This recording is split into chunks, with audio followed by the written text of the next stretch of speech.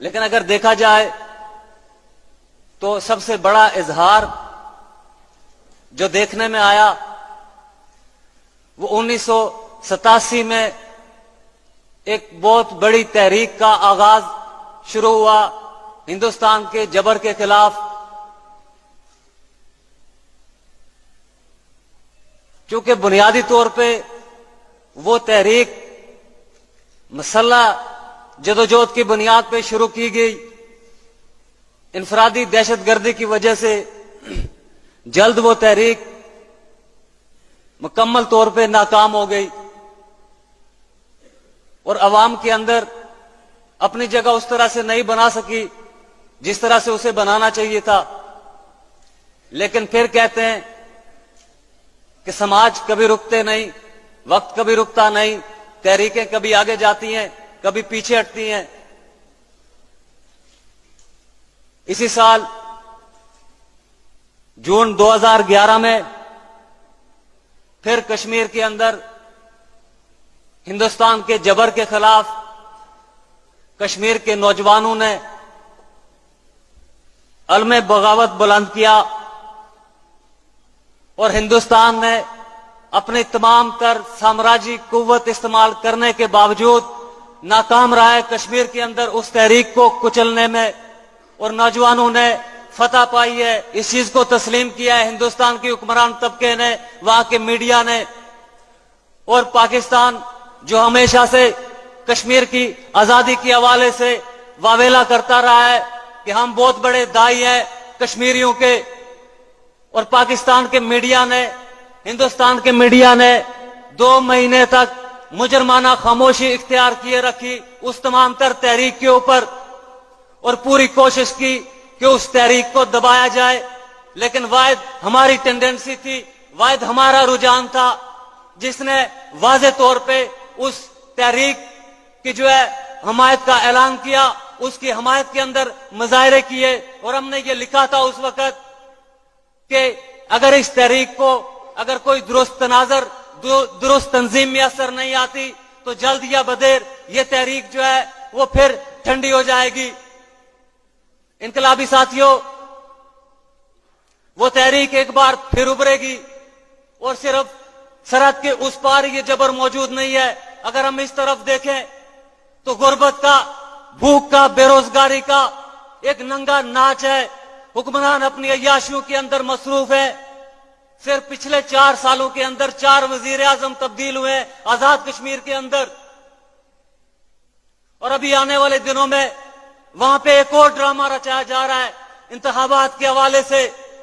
لیکن میں یہ سمجھتا ہوں کہ ہم ان انتخابات کے اندر مداخلت کریں گے، ہم عوام کی ہر ایک پرت کے اندر جائیں گے اور ہم کہیں گے کہ ہمیں انتخاب نہیں، ہمیں انقلاب چاہیے. بہت کھلواڑ کیا ہے آپ نے انتخابات کے نام پہ، کشمیر کی قومی آزادی کے نام پہ، کبھی مذہب کے نام پہ تو کبھی رنگ نسل کے نام پہ. ہم سمجھتے ہیں کہ کشمیر کے اندر قومی مسئلہ موجود ہے، اور موجودہ عالمی سرمایہ دارانہ بحران کے اندر جب دنیا کی جدید ترین ریاستیں ان کے اندر بسنے والی قومیتوں کو آزادیاں نہیں دے سکی، اگر 63 سالوں کے اندر پاکستان ایک قوم نہیں بن سکا،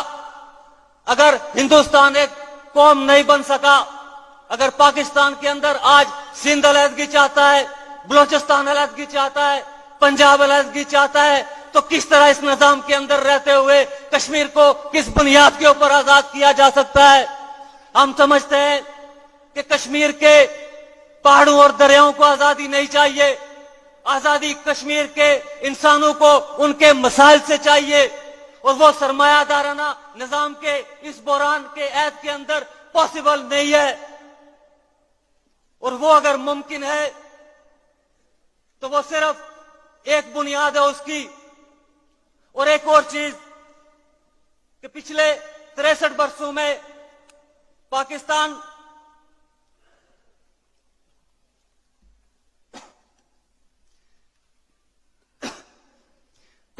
کے حکمران طبقے نے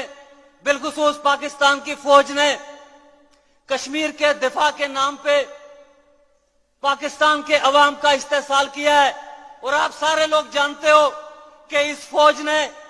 कभी भी किसी के हुकूक का तहफ़्फ़ुज़ नहीं किया। इसने हमेशा सिर्फ कत्लेआम किया है, वो सिंध हो, वो बलोचिस्तान हो, वो सरहद हो, वो कश्मीर हो। और यही हाल और यही कैफियत हिंदुस्तानी रियासत की भी है। मसला कश्मीर को एक सोचे समझे मंसूबे के तहत पैदा करके रखा गया है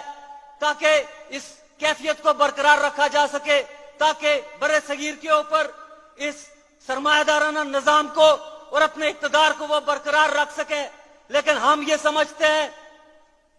कि हम इन 63 बरसों के अंदर बहुत सारे वाकयात से न सिर्फ हमने बल्कि इस खित्ते के तमाम अवाम ने आज वो सबक सीख लिया है। हम ये समझते हैं कि कश्मीर का दुख भी वही है जो पाकिस्तान के अंदर बसने वाली मजलूम कौमियतों का है, जो हिंदुस्तान के अंदर बसने वाली मजलूम कौमियतों का है और जो दुनिया भर में बसने वाले मेहनतकश तबके का है। और हम ये समझते हैं कि कश्मीर की कौमी आजादी की तहरीक को बिलखुसूस पाकिस्तान और हिंदुस्तान के मेहनतकश तबके के साथ जोड़ते हुए और बिलउमूम दुनिया भर के मेहनतकश तबके के साथ जोड़ते हुए एक सोशलिस्ट इनकलाब के जरिए से ही हर तरह की आजादी हासिल की जा सकती है।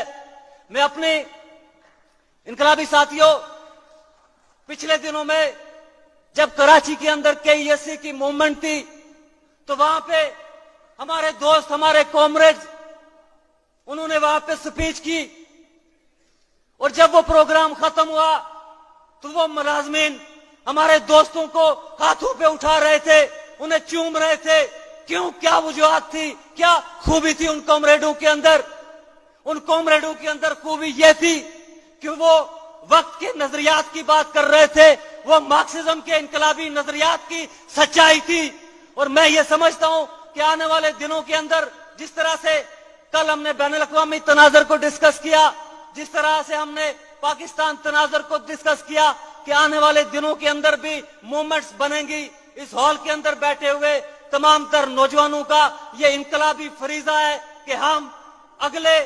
कदमों के ऊपर हर एक तहरीक के अंदर मुदाखलत करें, पूरी जुर्रत के साथ, पूरी ताकत के साथ, पूरे हौसले के साथ। और पाकिस्तान के मेहनतकश तबके को ये यकीन दिलाए, ये एहसास दिलाए कि अब की बार अगर तहरीक उभरती है तो यहाँ पे एक इनकलाबी पार्टी मौजूद है, इंटरनेशनल मार्क्सिस्ट टेंडेंसी मौजूद है। अब की बार इनकलाब के नाम पे, अब की बार सोशलिज्म के नाम पे आपके साथ कोई गद्दारी नहीं कर सकता।